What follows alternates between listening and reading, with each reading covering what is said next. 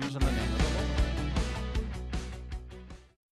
Shalom and welcome to this edition of Revealing the Truth, where we cover the headlines, the heart lines, and biblical truth.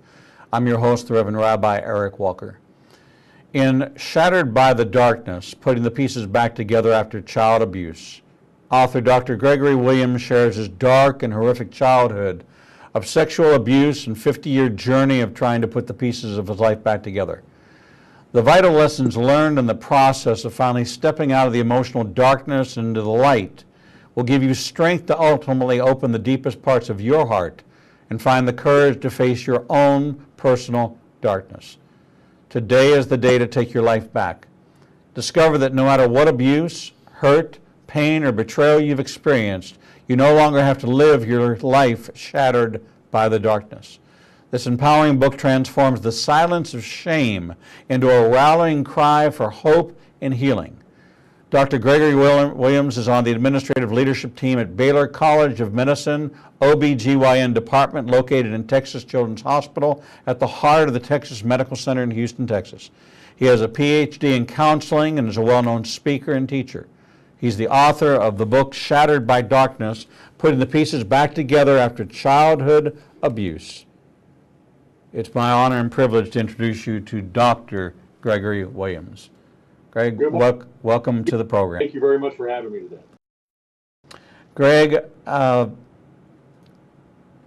the words to describe the really horrific experience that you share in the book is a commentary on how rampant and insidious this problem is. The exposure of the Catholic Church, the Boy Scouts of America, the Baptist Church, the sexual sin and the nature of child abuse is beyond words. It is demonic. It is a condition that has existed in silence, and now that the silence is now being broken, people don't know what to do or how to do it. And I would just want to thank you for your transparency, for being willing to share this, and your faith journey, which has sustained you through all of this. So rather than me doing what I normally do as a talk show host and going through a litany of questions to kind of narrate and guide you through this, I really want to give you the floor, give you the platform, give you the microphone. And I'd like you to tell your story in your own words. This first segment's about 20 minutes long, and I'd like you to set everything up for us, and I'm going to try to sit back and take it all in.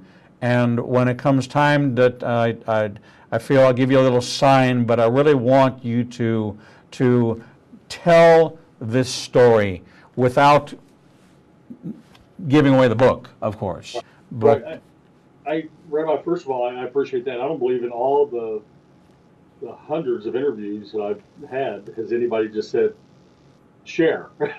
They always have a preset set of questions, so I appreciate that. And it's interesting because this book started out just being my personal journey of me putting my feelings, my emotions down on paper. And after being silent on it for over 30 years, to finally get the emotions out. My life was open heart surgery in 2010. Everything was falling apart around me, emotionally and inside, even though I could play the game with the world and let them know that, hey, I was doing fine. Everything's just awesome here in Houston and back then in Illinois and Missouri. And but I wasn't buffaloing myself. I was just playing the game. And when I wrote the book, I knew Jesus and my God was a major portion of my life. That's what held me together during all those days of every day of child abuse. But I didn't want this to become a religious book. So if you notice, as you go all the way through this book, I mention nothing about anything of church or the Lord until the very end, and it's Appendix 2 all the way on page 151, and it's only a couple pages, and it's called The True Life. And there, I hope to get everybody to feel the emotions, to feel the hurt, to feel the pain, to feel and see the resiliency that human life can have. But the reason for the strength, the anchor, the ability to be able to make it through every night. And the first line of my book is, I don't, there wasn't a day in my childhood that I can remember that I wasn't abused. That's the first line in the book. And I started putting that down just the other day when I was speaking in Las Vegas at a convention with therapists and social workers and counselors. When I started looking at the years that I knew that I was abused, from 4 years old all the way up to almost my 17th birthday, every day it's over 4,000 different occurrences of my father sexually abusing me, sometimes once or twice a day, and then several times I was gang raped by him and some of his friends. And with that many abuses in a person's life, and I want the listeners to really hear this, it doesn't matter if it's one time, one instance, one brief moment. The horror and the effect of that is just as traumatic as what mine was going through thousands. So I don't want to belittle anybody. One date rape when you're 16 is just as impactful as a 5-year-old because it gets up here. It didn't become anything physical with me because I learned how to blank that out. But you can't blank out your mind and what you feel. So I started, as I noticed my life was starting to parallel down and go downward spiral with my health and my emotions. And in 2010, when I had open heart surgery, and the doctor said, we have no reason or understanding of why your heart went bad, Greg. We're going to try to fix it, but there's no medical reason to know if it's going to happen again or not. So they fixed that, but I knew there was something more inside that was causing my body to fall apart. And in that, I started looking and writing and starting to share my emotions. And when my dad passed away, I started to write those emotions down. And when I wrote those down, I started understanding there was a healing effect in that. And as I was speaking one day, I just was in front of about 150 people, and I just blurted out, well, you know, I've been sexually abused.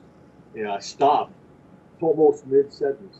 And the congregation of the church went, and I was like, oh no, it's out. And I covered it up and just kind of went right on through. But when I said amen at the end of that service, there were people standing in the aisle afterwards, coming up to me with tears running down their cheeks, saying, Greg, me too. It happened to me. I've never told anybody. And they started sharing me their story. And Rabbi, I'm a very strict and strong believer in the Holy Spirit and guidance and knowledge in that way. It was almost like my eyes had a scaling that fell off, and I had a way to look inside of these people even before they said anything. I could almost say, you too, huh? And I went and spent probably an hour after that service talking to people, one after another after another. And when I was done, it was like, wow, this is a situation that now that the cat's out of the bag, how do I deal with it?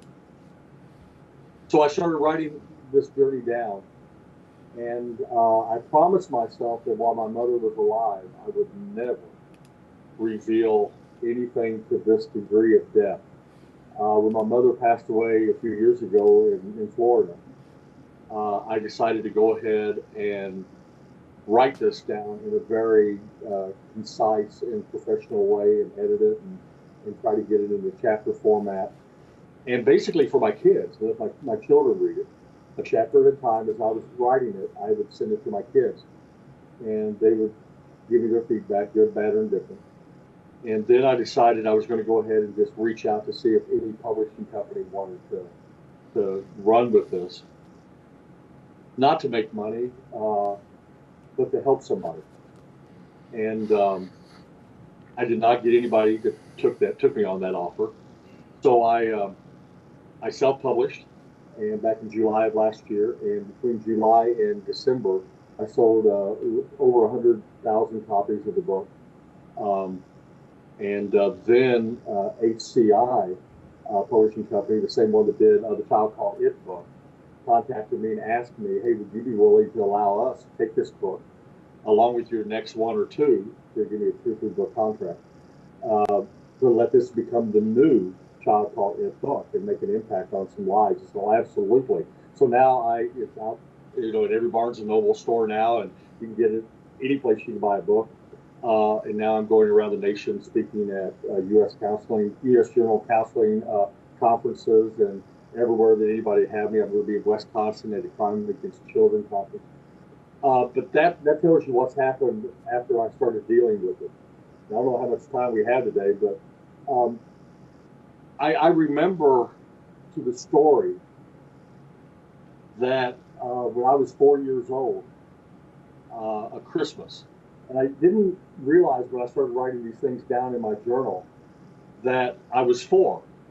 I just remember a Christmas of where my father abused me, and I remember that happening vividly. I remember the red plaid flannel pajamas I had on. I remember the toys in the Christmas catalog that I had dog-eared, Lincoln Logs and toys back in the 60s and those type of things that I really wanted. And I remember the cover specifically, and to me this is really important, specifically the cover of the catalog. And we don't do this now, but every Christmas, Spiegel, Montgomery Ward, J.C. Penney's and Sears, those kind of publishing or stores would send out a huge catalog. And at the Christmas time, it was about an inch thick. We'd get those catalogs, and Mom would throw them on the couch or whatever. And I remember picking up this one because it had a cartoon of Dennis the Menace on it. And I loved Dennis the Menace cartoon as a child. And when I remembered that, as I was writing all these memories down, I thought, Dennis the Menace, when did that cartoon come out? And I was trying to put a date on it. So with the wonderful invention of internet, I just typed in Christmas catalog with Dennis the Menace on the cover. And there's only one. And that was 1967. I was 4 years old. And that's the only one that Dennis the Menace was on the cover of. And that was the catalog that I had in my hands when my dad walked into my room that night and said, "What are you doing, son?" I said, "I'm looking at all the things I wanted for Christmas and making a Santa's list." And he had me showing, and about halfway going through those dog-eared pages showing him, he picked up the catalog and popped it on the floor, stood me up in front of him, and pulled my red flannel pajama bottoms to my ankles and started abusing me. Then he laid me down and finished. And I remember that moment. It was like a week and a half before Christmas. I remember that moment, my life changing, that nothing would ever be the same again. Every day from that moment on until I was almost 17, my dad sexually abused me. He manipulated me at that moment of saying, "Do you realize Santa Claus doesn't get children presents unless they do nice things for their dad?" And he started getting up in here with those kind of thoughts. And then I had 2 older brothers, one 5 years older and one 10 years older. And he said, also, he won't only not get you anything, but he won't get your brothers anything either. And they'll know the reason why, that it's you. With that kind of pressure and that kind of manipulation in my mind as a 4-year-old, that really messed me up. But I remember every day, every night, he would enter into my room uh, and abused me. And I remember Christmas Eve sneaking in and going to look underneath the tree, and I didn't get one present on that list. But I was abused Christmas Eve that year too. Christmas Day, still thinking that those gifts were coming. And that was how because I've had people at all these conventions and conferences go, "Hey, Greg, how do you know you were 4?" Nobody remembers when they're 4. That's how I put it on the calendar. And then when I started literally going year by year, going into kindergarten, being at my aunt and uncle's house, that were great people of faith that kept me anchored. They helped raise me when I was a child. That's where I went to before and after kindergarten. The bus dropped me off there, and Dad would pick me up after he got off work from their home. Very awesome people of belief and faith. And I started going through my first grade, second grade, and just started writing those down. And there's elements of not just daily child abuse, but there's major events that I talk about in the book, and graphically, but not enough to where it's needs to be censored. But it's not a book for a 7-year-old. But I think a teenager on up, especially if the teenager is dealing with rage, anger, bullying, neglect, any type of emotional abuse, this is a perfect book for them, because I go through every emotion that I had during those years. Now, I can go through every chapter if you want to, Rabbi, but let me take a break and see where your mind is.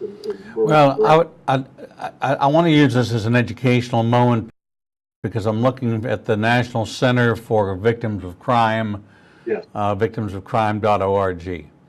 And these are the child sexual abuse statistics, based on knowing that these statistics cannot be accurate because most instances are not reported. But of the reported instances, 1 in 5 girls and 1 in 20 boys is a victim of child sexual abuse. It means 20% of the girls that are out there are victims of sexual abuse. Self-report studies show that 20% of adult females and 5 to 10% of adult males recall a childhood sexual assault or sexual abuse incident. Children are most vulnerable to child sexual abuse between the ages of 7 and 13, according to this report. This is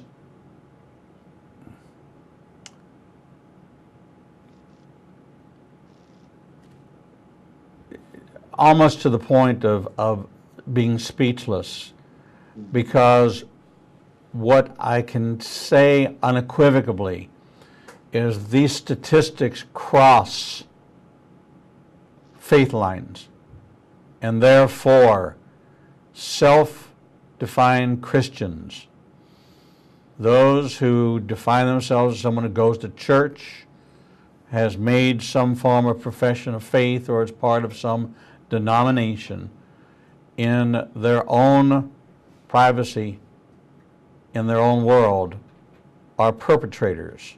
Because statistically, if 72% of all Americans are professed as Christians, then statistically it is impossible that only non-Christians are sexual offenders.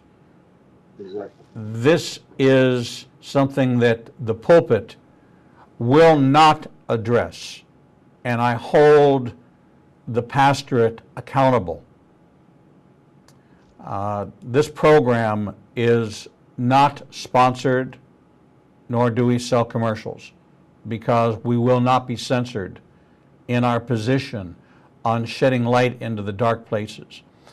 When you and I first spoke, I honored you for what I felt was a brilliant strategy to put the gospel message at the back, so this did not get pigeonholed as a Christian book, and therefore would be more widely accepted in the mainstream book market.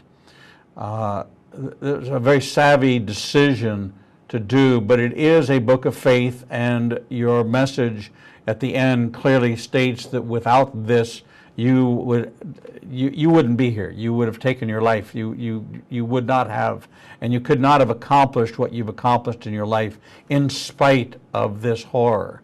So there is a message of hope, and there is a message in here that even in the darkest times, God is still there, but man's depravity, every inclination of the imagination of a man's heart is wicked, according to the Bible. And that unless your heart, not your mind, unless your heart has been circumcised and truly given to the Lord, all of these devices that the enemy will use, all of this are available to him, and there are so many who are willing. And this is a secret. This is the dark darling of the heart. This is the dark night of the soul. This is behind the opioid crisis. This is behind the suicide crisis. This is behind the bullying crisis. This is behind the identity, the sexual same-sex attraction crisis. This is behind the sexual identity crisis. All these things that are critical in our country, in the Western nation of America today, stem from what goes on in the home, and much of it has to do with abuse. Yeah. Whether it's physical abuse through beatings, whether it's sexual abuse or it's verbal abuse, that combination of abuse moves that statistic of 1 in 5 down to 1 in 3. Yeah. Now we work with Dr. Ramona Probasco out of California on recovering from abusive relationships. We work with Dr. Mark Baker from the LaVie Counseling Centers in California on overcoming shame. These are regular featured programs on our network. I conduct these interviews with these experts every month because there has to be a voice for those that can't find their voice. There has to be someone to say to them that it is safe to talk about this. The Lord knows what you're going through, and the Lord wants you to be healed, but you need to be guided through this process to obtain help. And the way to do that is to hear the story of somebody who went through this, and you had already accomplished your graduate degree. You had already built your career when you came to terms. So you had already overcome this dark cloud of your life, this horrific crime perpetrated against you. But yet it manifested itself in your 40s in physical ways that became too much to bear, and this story had to be told. We're talking with Dr. Gregory Williams, author of Shattered by the Darkness, Putting the Pieces Back Together After Child Abuse.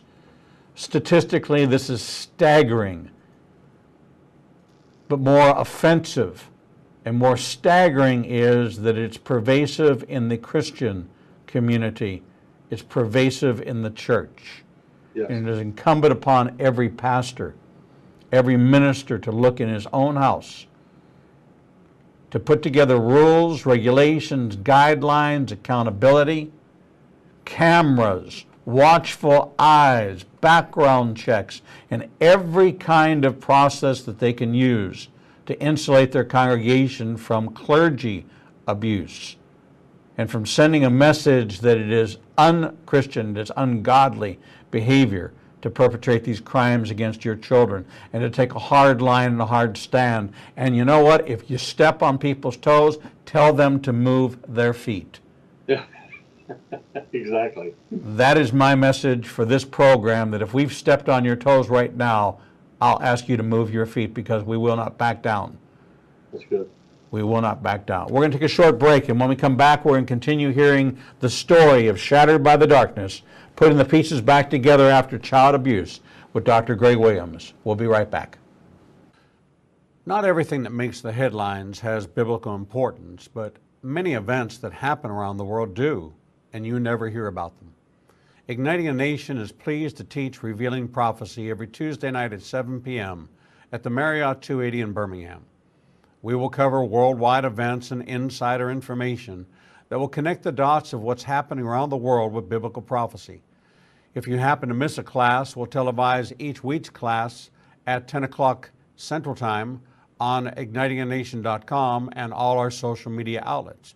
Copies of the teachings will also be available to purchase on our website at www.ignitinganation.com.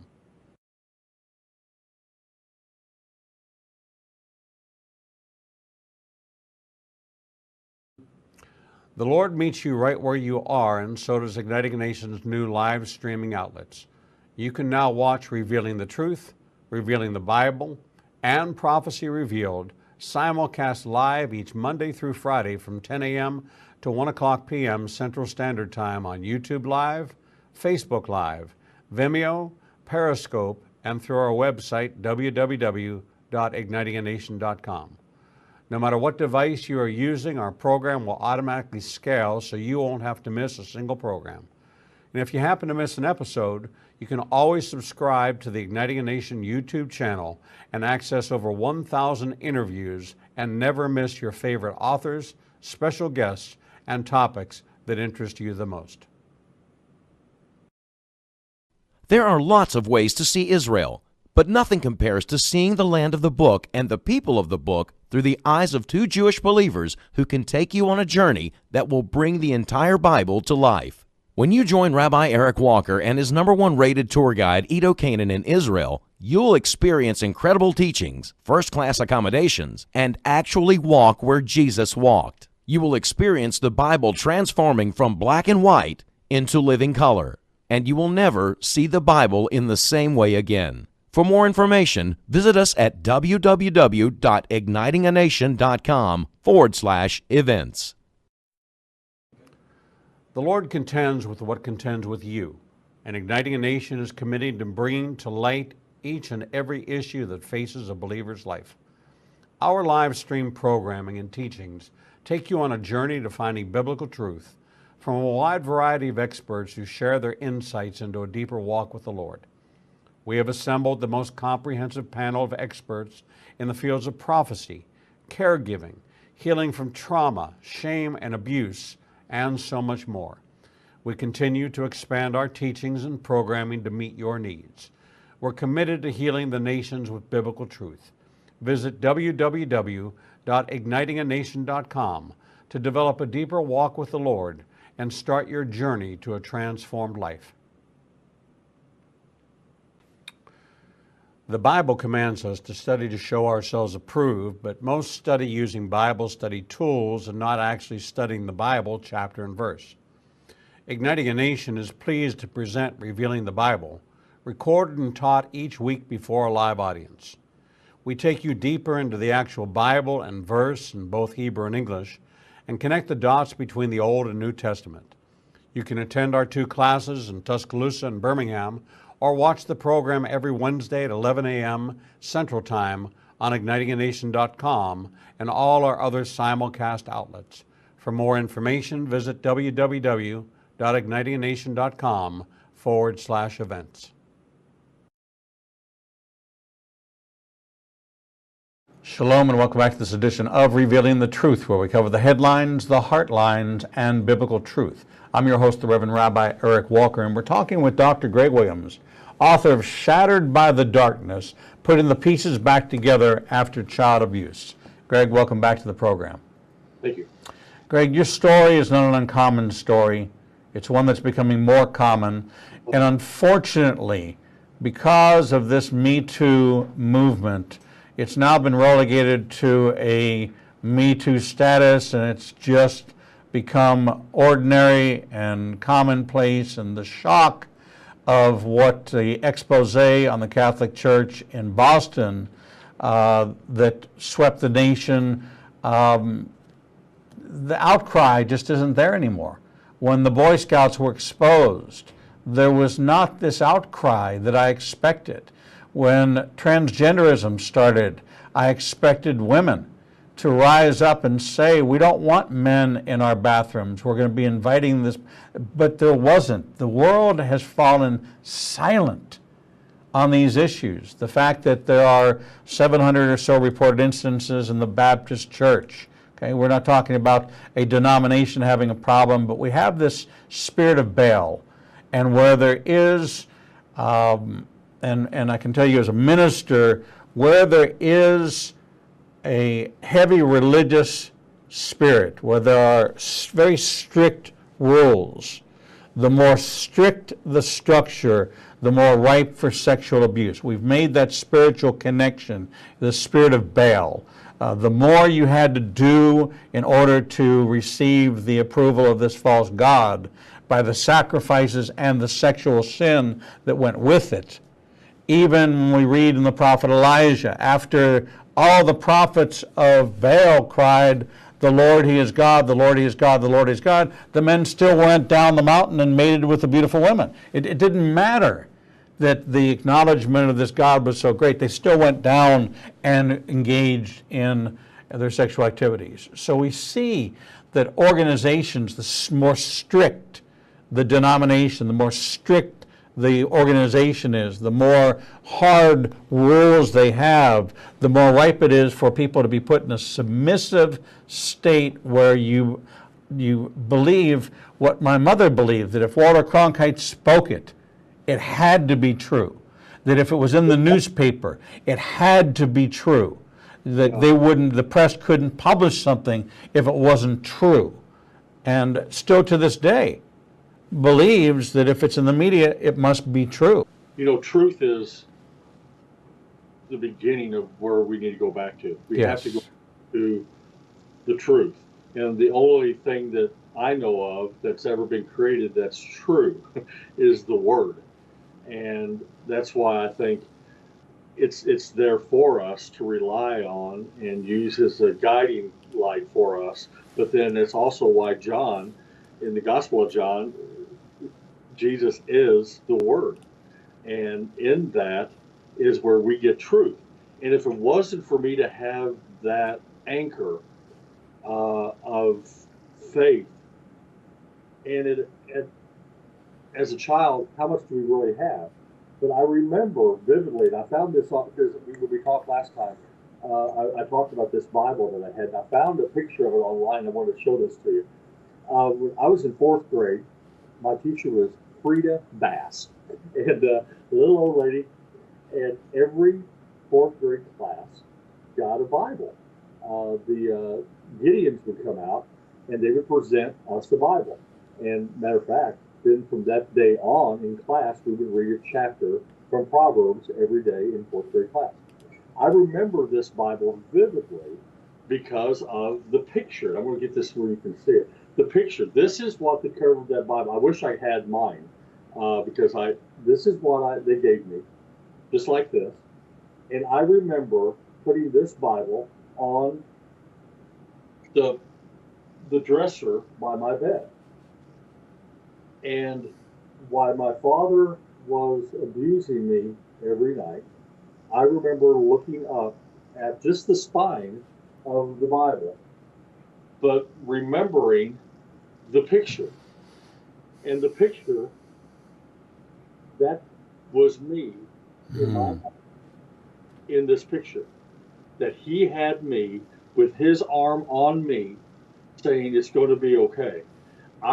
Night after night after night, I laid there looking at the spine of that Bible, knowing God's presence was with me. He was there. Jesus was with me. I was being protected. Hang in there, Greg. Don't give up. You're going to get through this. And when I found this on the internet just a while ago before we went live, I just typed this in Google search. And I remember that was me. That was me on the cover of that. And that's what gave me faith. Just something simple like that was God's way of making his presence known to me in the darkest days of my life. Greg, did you have siblings? I had two older brothers, one 5 years older, and one 10 years older. And were they abused as well? Well, my brother Tony was 5 years older. He's passed away since, but his bed was right, twin beds, was just on the other side of the room. So there's my bed, the dresser, and then his bed there, facing the same way. And I remember one night, I talk about it in the book, I remember one night, Dad would always come in, and you'd see the shadow, and that's where I got the title of the book. You find out the darkness is my father. And obviously the shadow will walk in. And I remember one night when Dad was abusing me, that happened every night, I looked over at my brother, and he was facing me, wide-eyed, and just staring at me, watching Dad abuse me. When my eyes met his, he immediately rolled over, and we never talked about it. I do know later on in life that my brother also abused me in the same ways and manners that my dad did when I was a teenager. That's going to be in the next book, a little bit more about that. But I believe he was. My older brother that's still alive, I've never had a discussion with him, although he knew I was.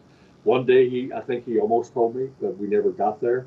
But he is very bitter, doesn't have the faith, and gets angry, and nothing, there's never anything good happening in his life. He moved out. I remember just as soon as he was able to, he went away and got a job and got out of the house earlier than normal, than most children or kids would. So I think probably he was too. I don't believe my dad, with his demented sexual appetite, that it got to a daily occurrence just on me. I think there was a lot of sickness inside of him that caused him to do that to me, that he just let the devil take over his mind and his actions. And your mother's role in this, and how, and this is for the benefit of our audience. Yes. There is a swath of time from the early 50s, when I was born, to about the mid to late 70s, where there were certain things that were never discussed. That's right. There was nothing ever said. The affairs, the abortions, the abuse, alcoholism, there was just a period of silence. There was this quiet post-World War II period that, whether it was PTSD, whether or not it was no clear definition because of this blended,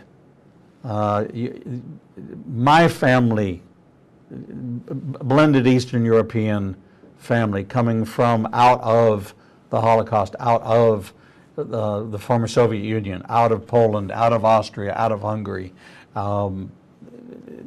There were so many different, the Irish, the Polish, the Catholics, so many different, and nobody talked about anything. There was no parent. What happens in this house never leaves. These are our secret things you never talked to. And you're right, we never talked about anything like this, nor did I hear anybody else ever talk about. So I assumed every one of my friends' dad was abusing them like mine was. I really thought at a young age they must all be doing the same, because nobody ever talked. Your mother had to know what was going on. She claims she didn't, because I did have this discussion before she passed. She claims she knew Dad had some real strange sexual desires, that he was sick in that regard. But when Mom, I think I was around 11, 12 years old when Mom got promoted at the gas company she was working with and got to be in charge of several states of accounting, and she was going around opening up offices and training office managers. But she was gone Monday through Friday. Everything was about normal with my abuse, with every day, maybe twice a day I was being abused, one from being brought home from school, from my aunt and uncle's house. Dad would abuse me, and then that night he would abuse me again. Um, but when Mom left the house Monday through Friday, that's when literally all hell broke loose.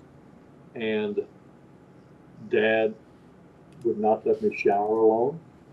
I had to shower with him. I could not sleep alone. I moved from my bed to his. Um, Everything in the house, because my brothers were gone by then, both of them, uh, it was open game.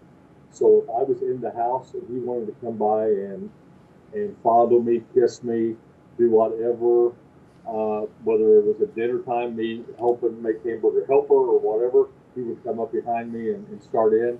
And it got to be where it was just a constant, almost like I was married to him.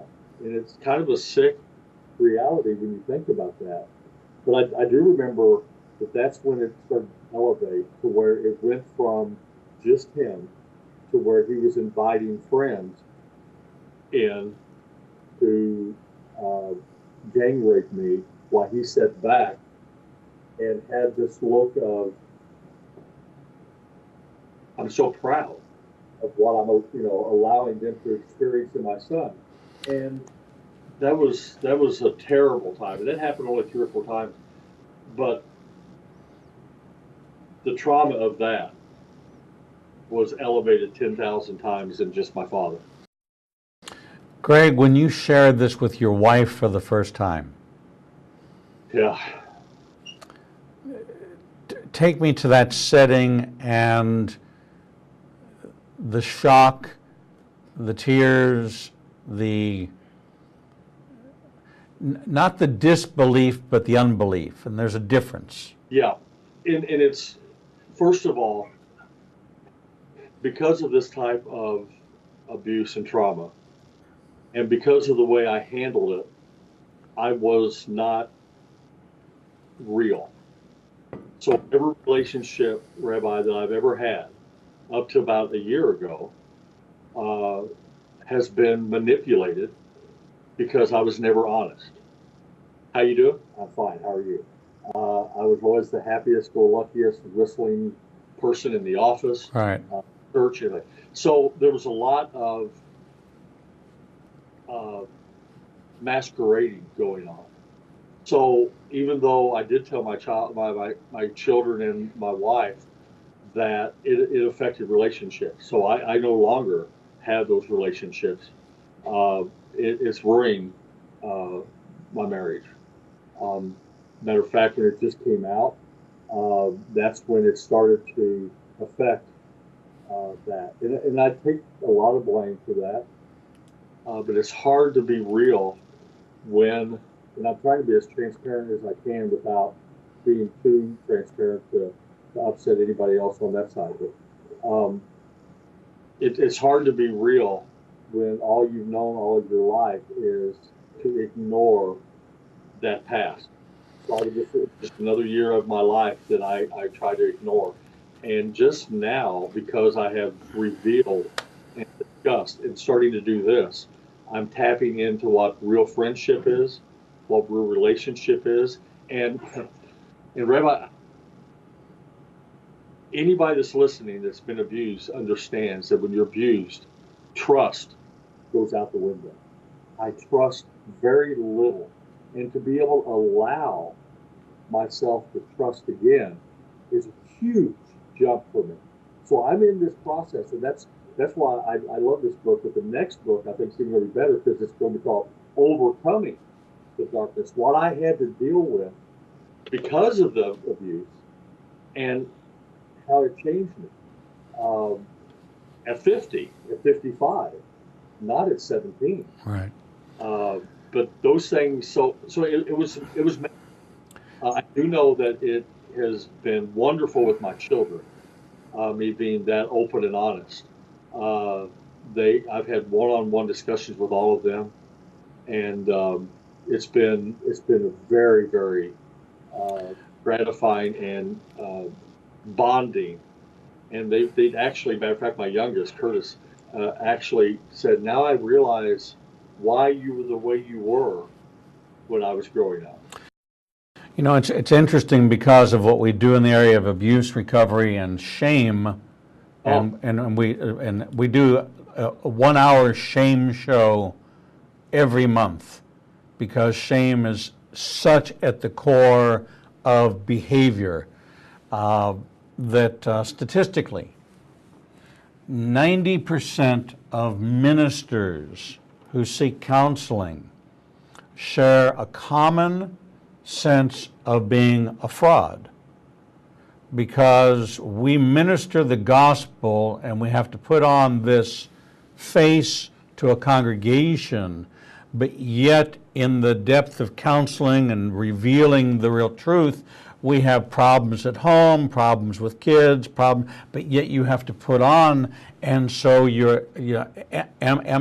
who am I? Am I really that strong a believer, or am I just, or am I a fraud? And so it goes to this shame-based system. Yes. Of shame being at the core. I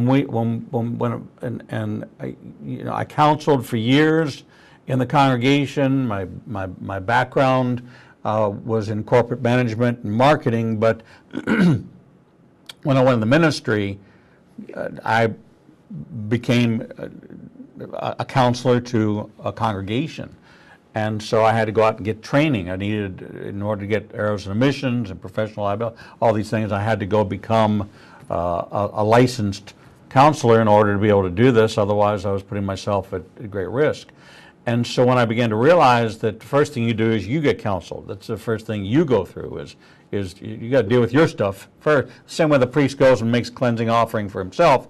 You have to be clean before you can. So in that process, these are things, shame that I bore for failures and for successes and for those kind of things. Now, a chapter in the book. I don't know if you really read this, because you interview so many people, Rabbi. But there's a chapter here called "The Terrible Twins: Shame and Guilt." Yes. And you said shame is just like, oh, I invited those two people to come and reside in me. Do whatever you want. Just tear up the house, and I never would give them an eviction notice. And so your words are so true. And when we finally can get over that and be real. So just now, I'm 55, just now the last year or so, I'm to where I can look at people and I can eyeball them and say, this is me. Love me or not, I'm not going to play the game anymore. And when you literally throw your whole life out for the world, why try to manipulate it now? Everybody knows my darkest secrets. So tell me, your peers at Baylor. Yes. This is a world where there are I can absolutely see it being completely polarized. Two absolute distinct camps within your world of coworkers and peers.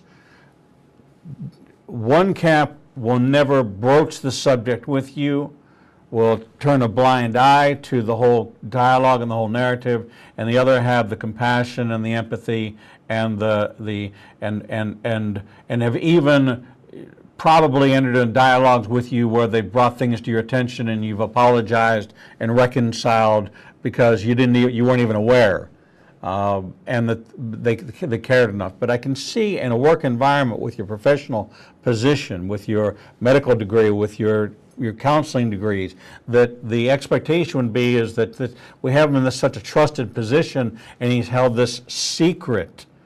And we're just meeting Greg Williams for the first time, and we've been working with him for 20 years. Yeah, that's a good point. It worried me when I was invited to speak at the Grand Rounds when the book was coming back out. When the book was coming out in July of last year, the first place I spoke was with the doctors here at Baylor College of Medicine, and I remember going into the little auditorium and looking up and recognizing every one of the doctors that I work with every day up in these stands, and thinking before I said the first word, I wonder if they're still going to like me after they hear what I had to say. And it worried me. But after I took the veil down and took the mask off and said, this is me, I've had one-on-one conversations with more than double digits of people at Baylor College of Medicine that have been sitting in this office, sitting in this chair, because my office chair is on the other side, but sitting in this chair, looking at me and say, Greg, this happened to me. For sharing in that I want to tell you my story. I had one doctor that came in that isn't known as being a compassionate doctor, came in and said, Greg, thank you for the book. Handed me a check for $300. She said, here's $300. Buy as many books that'll buy you and give them out to anybody that needs one that can't afford it. And I'm thinking, wow, okay, behind all of these diplomas, degrees, beautiful lab coats and stethoscopes are hearts and spirits of people that care, that know of people that have been abused in their own family, if not themselves. This, you opened the show with this, Rabbi, this epidemic, this horrific disease that's going around right now with abuse, isn't prejudiced. The skin color, religion, education, economic, parts of the country, it doesn't matter. It hits everybody. And our department here at Baylor, matter of fact, I'm with Baylor College of Medicine now working on ACEs and trying to get some of the research with adverse childhood experiences in our fellowship and residency programs here at the medical school, to where they have to understand that when a patient comes into their office at 60 years old and they have diabetes and heart disease, that they don't just say, what's wrong with you? They also, somewhere in that initial appointment, say, what's happened to you?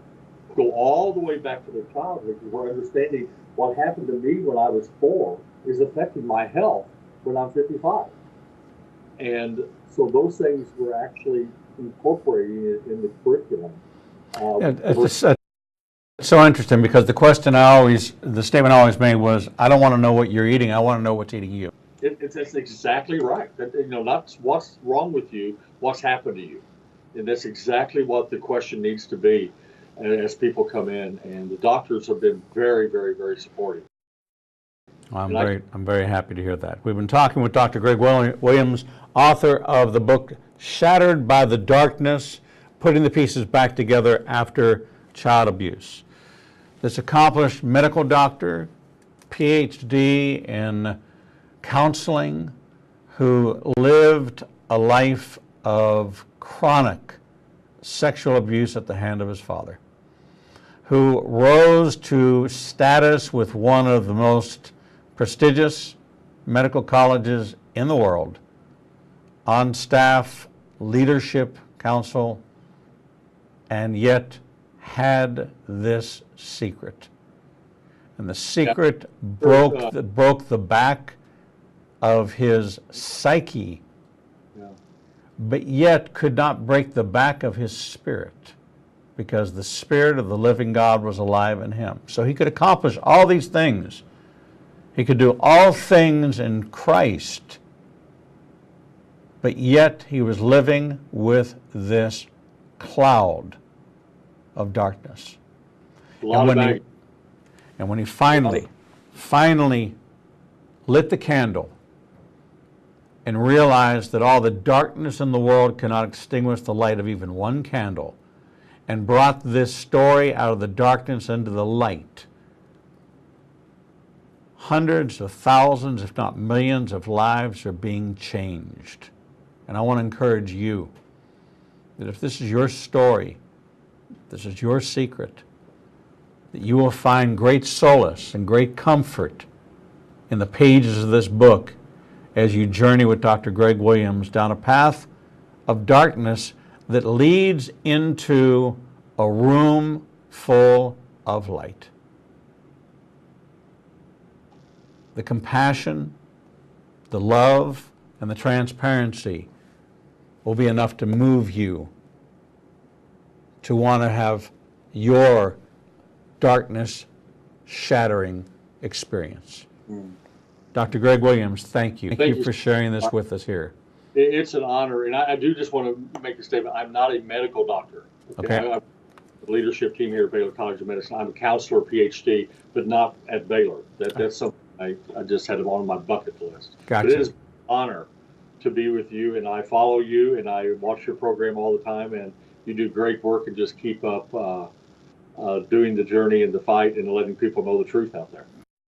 Thank you so much. God bless you, my friend. We're going to take a short break, and when we come back, we'll bring you the next edition of Revealing the Truth.